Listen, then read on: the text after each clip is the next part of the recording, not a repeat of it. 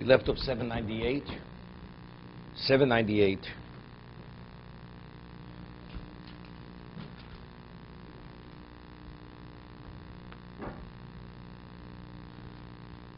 We're at the Gimel. We just left off at the Gimel, large Gimel.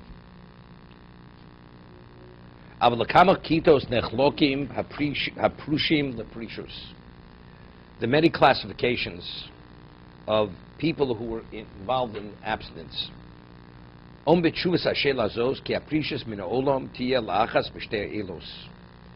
abstains from the world, it's one of two reasons.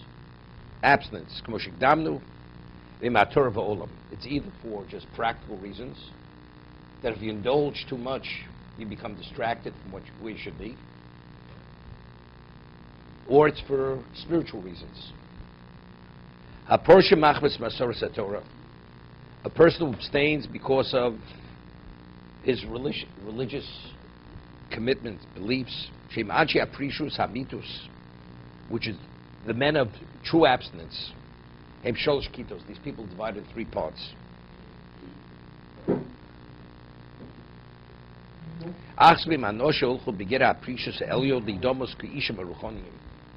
This is the most extreme level of precious.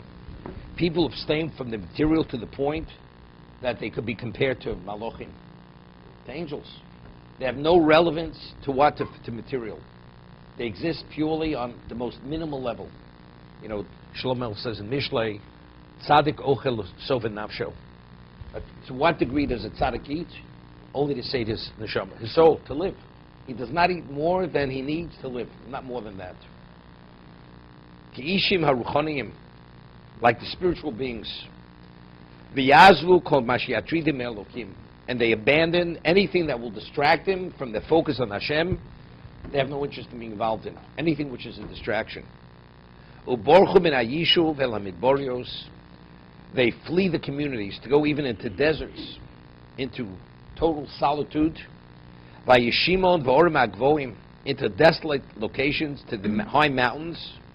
Mokum shein tzivus v'lo chevro. There's no companionship. There's no groupings of people. This is the most extreme level of precious. Ochlem Hashem motzim esav oretz. They eat of the grass of the vegetation they locate. V'alei hilonos v'loshim habluyim v'atzemer. And literally, they dress in worn-out clothing, bluyim v'atzemer, and wool. V'yesu basloim, and their refuge is in the rocks. That's their residence. Trodom mora habore mimor habruim.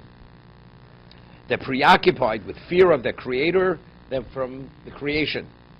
V'shashua usam avas habore mechshuv ba'avas b'nei, and their love for their Creator is greater than me'avas b'nei odom, than for people. V'hispik behem lohem mashiesh lametz elokim, and they're satisfied as long as they have God with them. They don't need more than that. Whether people approve of what they do, don't approve what they do, it's irrelevant to what people think. And they don't rely whatsoever on any human being. Everything is up to Hashem. No reliance on anything other than Hashem.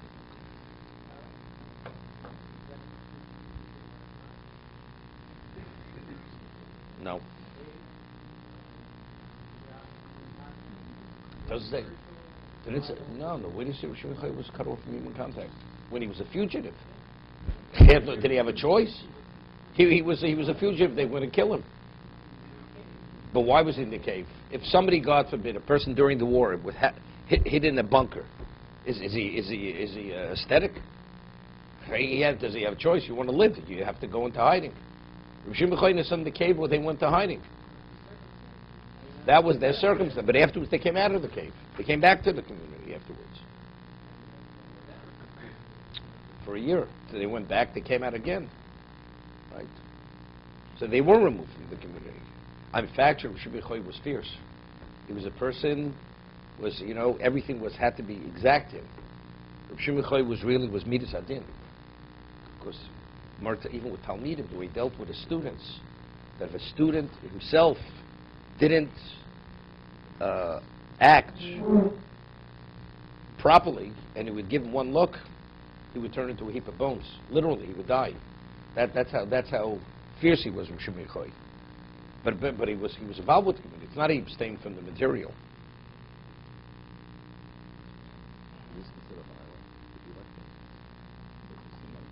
He's not saying. Why would you be missing a lot of older mitzvahs? I mean, it doesn't make sense why you should consider that on any sort of a long-term basis, making sure that...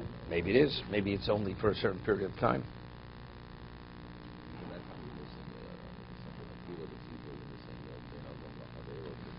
stuff like that. I don't know. People. It was known the Vilna Gaon went to Golus, right?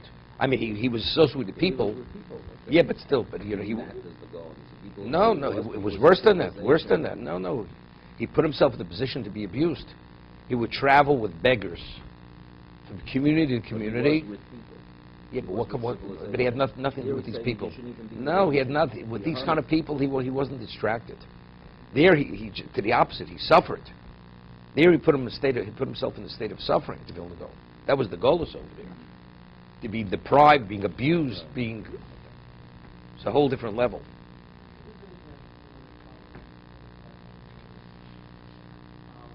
I'm not sure if these people do it their whole lives.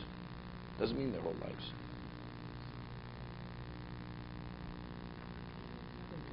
You feel Eliyahu, at times, even when he was a fugitive from Achab, at times he was separated, totally separated.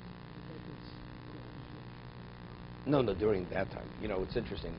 There's a sefer, Alex, in Hasidic Yeshiva, in Antwerp. They don't study this. So there's a sefer. It's called Orat Sofel, the Northern Light. It was written. I'm not sure if it was written by the Altab Slobodka, but it was his shiurim. So they write over there. He points out that the Avos HaKadoshim, they were all shepherds. Why were they shepherds? A shepherd is removed from society. The only thing he has his flock. But he doesn't interact with people. And the majority of the time he's out in the field. Why? Because as a result they were able to meditate. They weren't exposed to whatever the communities were about. And that's why they chose to be shepherds. They shouldn't have to be involved with the community. So really, it was really within this context of what? Of Prussian. They were abstained. They were aesthetics. That's what they were, the Avos HaKadoshim. When they had to come into the community, they did come into the community. But it was only to the degree that they had to be involved with people. Even Yaakov with his father, with Lavan, how much did he do with the man? Right? He was shepherding his sheep. He was a shepherd all the years. Right? He says even at night he was out in the pasture, right, attending to the flocks. So day and night. He never engaged with Lavan all those years.